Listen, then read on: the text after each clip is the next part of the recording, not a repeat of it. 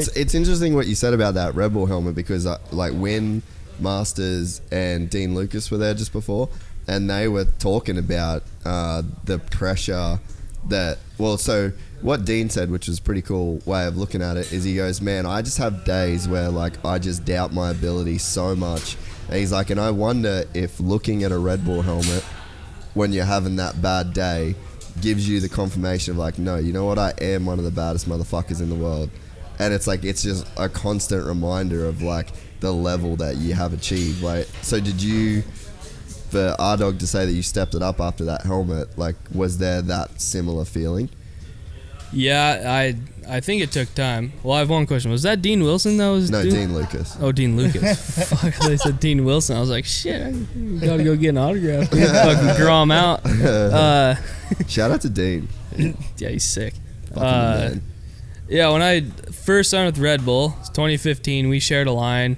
I got hurt practice before the qualifications, and then the whole plan was with them, I didn't know, but they were gonna give me a helmet and sign me, and then I was gonna ride finals after I qualified. So it was a super preemptive thing. They're like, oh, we just expect you to qualify, and then you ride the final. How's it gonna work? So you were gonna ride the qualifying without a Red Bull helmet? Yeah, and then I didn't even know about it. It was their plan, and then that's kind of cool. They assumed I was going to qualify, which maybe I would. I don't really remember how it was all going. Well, we shared a line, and I qualified, and you definitely would have rode better than me. So he was going to qualify. Yeah. And then I ended up getting hurt. Didn't do the qualifier, and then they obviously still gave me the deal. But I just felt kind of weird. Like it was an instant, like huge pressure on my back. Yeah. Like fuck, like.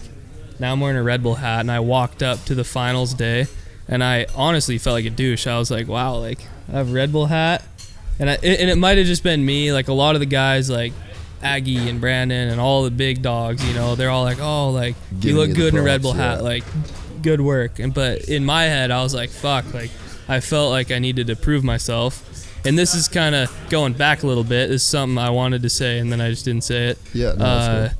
But about the Grom thing is like, if I have advice, is like, once I got to the point where I felt like I didn't have to prove myself to everybody all the time, like anytime I rode any sessions, even if it was fun, that's when I started actually like succeeding, because I was riding better, because I was having more fun, because I didn't feel like I had to prove myself to everybody, you know? And it's kind of like today, it's super windy, and it's like, well, I'm going to try and make a smart decision, like, you know, it sucks there's a big crowd here, and you know, it's super windy, but I don't have to prove myself to anybody, so I'm not going to ride because it's smarter, because I don't want to get fucked up, like, riding in the wind.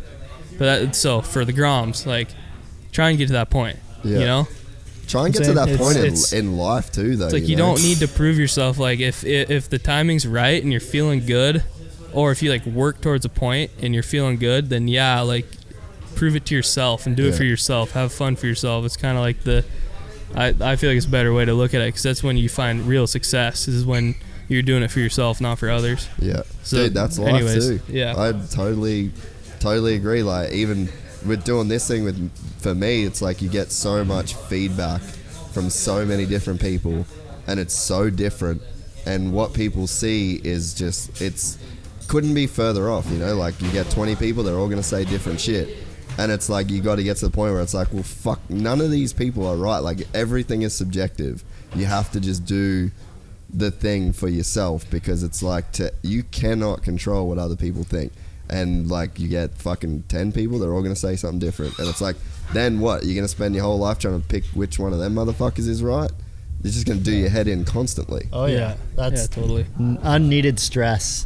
For sure. And I feel like it's a Grommy approach to life, or riding bikes, or moto, or whatever sport you're doing, you know? Like, if you're doing it for yourself, that's the best way to do it. Like, everybody that's been successful and blown up really quick, like this dude Emil Johansson, he's like, he just came out of nowhere and he started just owning the slopestyle game, and it was obvious that he wasn't like there like a normal dude, like scared or anything. He was just like so in his own head, and he was definitely doing it for himself, that you could tell that he was just like passionate about it. And he killed it, and then now he's the man all of a sudden. After 2 years, he's won fucking everything. It's like, yeah, it's just a way. Yeah, and you can actively. It's crazy. You can actively see that in a person.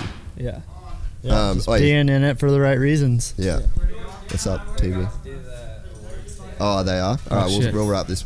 Yeah. How long? 5. Okay, we got to finish this Rebel helmet story. Okay, yeah, real quick. Yeah, so when I first signed, it like created a pressure on me, and it lasted for a while actually. Like a lot of the way through 2016.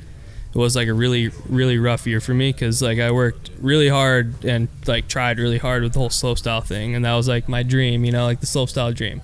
Just like a lot of kids coming up in the sport. Because that's like the big sexy thing to do, like. Yeah, and it's like the best way to get into the sport and build your name up, I feel like, at least at that time. Yeah. And I put in all this work and then, you know, trained and rode really hard and pushed myself all the time, and then I got this Red Bull helmet and it created more pressure, and then you know, I kind of blew it at some of the bigger contests, you know, and then I got pushed out of it because, like, the World Tour ranking, I just got pushed out of the big contest, and then it was like, wow, I just signed with Red Bull, and now they signed me as a slopestyle guy, and now I'm pushed out of it. Like, what am I going to do? And then when I came into Rampage that year, and that same year, my good buddy Kelly McGarry died, and that's kind of why we're here now, you know, like Magaza Fest.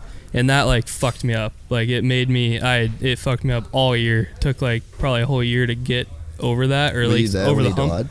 No, I wasn't, but yeah, he was just a good buddy, and it like it made me not want to ride bikes. Even though he didn't die like from riding bikes, really, it was kind of a freak accident, cardiac arrest, and fucked me up all year. And then when I came around, I just came into Rampage that year like thinking, you know, I'm just going to go with the flow and do it for myself and have fun with it. And that's kind of what I've been talking about this whole time, is just doing it for myself. So I came in and I was like, I'm not going to hold myself back. I'm not going to like think about what other people think of my riding or whatever. I'm just going to do what I want to do. And then I ended up getting 3rd place and best trick. And then it completely changed the direction of my career, you know, and that's when, you know, I don't know, the whole Red Bull thing, it's like a blessing and a curse, you know. It just puts a bunch of pressure on whatever athlete it is, because all of a sudden you're like elevated to this position where you're on the same team with Pastrana and like the biggest legends of every sport. It's like you're expected to be like the best, but yeah, the whole Rampage thing that like shifted my career and my life completely, you know. And then it put me in a spot where I can film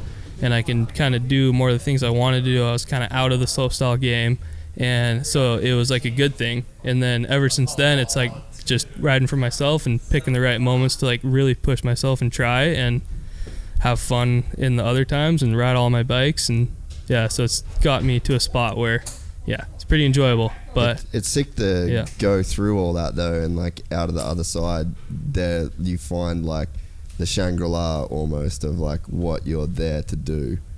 Totally. If that makes sense. Yeah. Like I feel super, super lucky. Like I'm super grateful to be on Red Bull. Like it's a really cool company. I'm not saying that because I ride for them. Like it's they've given me a lot of opportunities, and I wouldn't be where I am without them. That pressure, man. Pressure makes diamonds. Like you kind of want to find out whether you fucking got it or you don't. Because if like you can't handle that pressure, then you shouldn't have that helmet. If you can handle it and you come out the other side, then it's like there is no doubt then that you should have that helmet on your head, right? Totally, yeah. I mean, it took me a whole year of like your just friend fucking super died though, up and down, and like shitty life things like that, like real life kind of kicked in, you know. And it's like, do I want to be doing this? And you know, at the end of it, it taught me like, this is what I want to be doing no matter what, and you know, doing it for him or it's. I don't know, it's sweet. Now I just want to ride bikes and keep pushing myself, but it's kind of nice to just be able to have the composure in my head to like, okay, I don't need to ride in the wind, you know. I can focus on these other things, and if I really want to push myself, I can, and just enjoy the times in between.